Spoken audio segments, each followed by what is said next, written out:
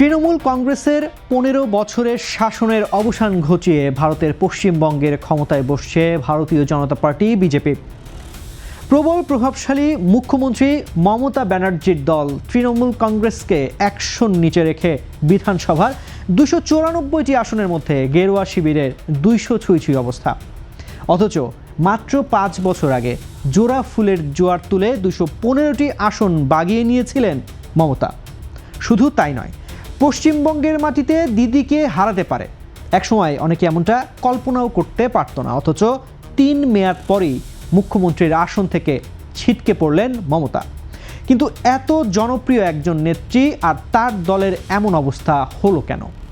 একসময় যেই দলকে এই রাজ্যে খুঁজেই পাওয়া যেত না, সেই বিজেপি কিভাবে ধরাশায়ী করলো তৃণমূলকে? বিধানসভায় যত শক্তিশালী অবস্থানই থাকুক, নানা কারণে ধীরে ধীরে জনভিত্তি হারিয়েছেন মমতা। বিজেপির উগ্রবাদী ধর্মীয় বিভাজন তো আছেই, সেই সঙ্গে তৃণমূলের নানা বিতর্কিত কর্মকাণ্ডেও বাংলার মানুষকে মুখ ফিরিয়ে নিতে বাধ্য করেছে। এবারের নির্বাচনের গতি প্রকৃতি বদলে দিয়েছিল প্রায় 2 বছর আগের একটি ঘটনা।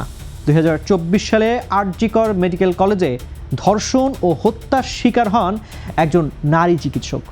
ওই ঘটনার প্রতিবাদে প্রবল আন্দোলনে নামে সাধারণ মানুষের প্রবল দাবিকে উপেক্ষা করে উল্টো ঘটনা ধামাচাপা দেওয়ার চেষ্টা করে তৃণমূল সরকার, যা তৃণমূলের প্রতি জনবিক্ষোভকে তুঙ্গে নিয়ে যায়। বিশেষ করে গত 1 দশকে মমতা বন্দ্যোপাধ্যায়ের সবথেকে বড় শক্তি নারী ভোটার বা লক্ষ্মীর ভাণ্ডারের সুবিধাভোগীদের মধ্যে এই ঘটনা এক গভীর নিরাপত্তাহীনতা ও ক্ষোভের জন্ম দিয়েছে।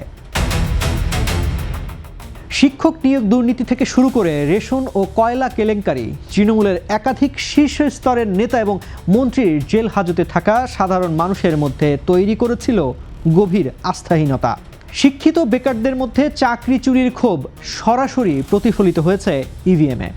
অনেকেই মনে করেছে সরকারি প্রকল্পের সুবিধা পাওয়ার চেয়ে সৎভাবে জীবিকা অর্জনের পরিবেশ বেশি জরুরি। নির্বাচনের ঠিক আগে ভোটার তালিকা থেকে প্রায় 89 লক্ষ ভোটারের নাম বাদ দেওয়ার বিষয়টিকে কেন্দ্র করে মমতা বন্দ্যোপাধ্যায় এবং নির্বাচন কমিশনের মধ্যে যে চরম সংঘাত তৈরি হয়েছিল তা জনমনে বিভ্রান্তি সৃষ্টি করেছে। তৃণমূল একে বিজেপির ষড়যন্ত্র বললেও বিরোধীরা একে ভোট ব্যাংক রক্ষা করার মরিয়া চেষ্টা হিসেবে প্রচার করতে সফল হয়েছে।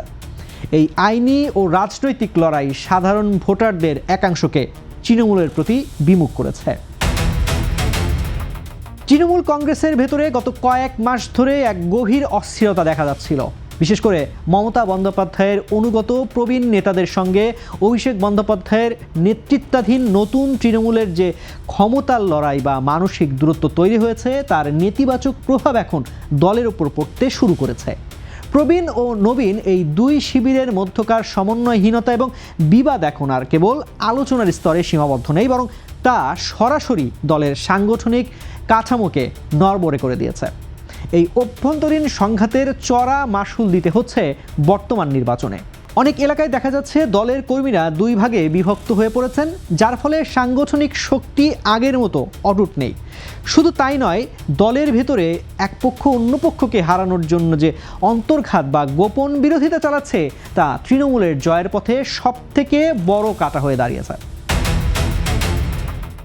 পশ্চিমবঙ্গের বর্তমান রাজনৈতিক প্রেক্ষাপটে বিজেপির উত্থানের পেছনে কাজ করেছে বেশ কিছু গুরুত্বপূর্ণ সামাজিক ও অর্থনৈতিক কারণ।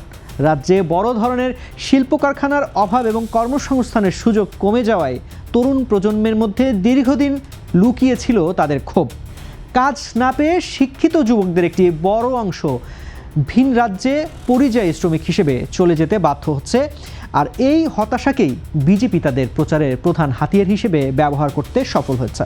বিশেষ করে উত্তরবঙ্গ এবং জঙ্গলমহলের মতো এলাকাগুলোতে তৃণমূল সরকারের বিরুদ্ধে উন্নয়নের কাজে অবহেলা ও বাঞ্ছনার যে অভিযোগ ছিল, তা এবার ব্যালট বাক্সে বিজেপির পক্ষে বড় ভোট ব্যাংক তৈরি করে দিয়েছে।